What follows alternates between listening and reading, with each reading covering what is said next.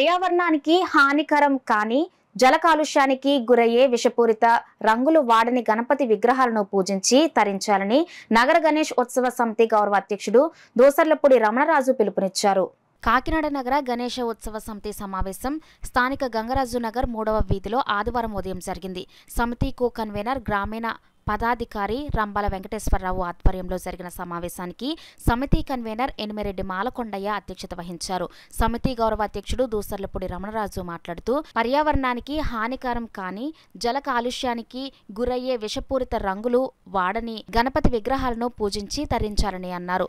మాలకొండయ్య మాట్లాడుతూ అధికారులతో జిల్లా కలెక్టర్ నిర్వహించే సమావేశంలో గణేష ఉత్సవాల నిర్వహణకు ఇబ్బందులు లేని సహకార ధోరణి లభించే ఏర్పాటు కోరుతున్నామని అన్నారు. రంబాల వెంకటేశ్వరరావు మాట్లాడుతూ సిటీలో జగన్నాథపురం 2 వంతెనల నడుమ వార్ఫ్ రోడ్ వినాయక సాగర్ గ్రామీణంలో సూర్యారావుపేట సముద్ర తీరంలో సెప్టెంబర్ 16న గణేష నిమజ్జనం ఏర్పాట్లు జరుగుతాయని అన్నారు. సమితి కార్యాచరణ జిల్లా వ్యాప్తం చేయాలని పూర్వ అధ్యక్షులు దువ్వూరు సుబ్రహ్మణ్యం ప్రతిపాదించిన అజెండాను ఈ ఏడాది నుండి కార్యాచరణ చేపట్టాలని ఆమోదించారు. సమితి సీనియర్ కార్యనిర్వాహకులు బోలిశెట్టి వెంకట రామకృష్ణ, పెండెం సత్యనారాయణ, దిలీప్ కుమార్ సదనాని, గోడి వెంకట్, నండూరి సత్యబాబు, పితాని లీలావతి, కవికొండల చలపతి, కండిల్లి వెంకట్ పాల్గొన్నారు.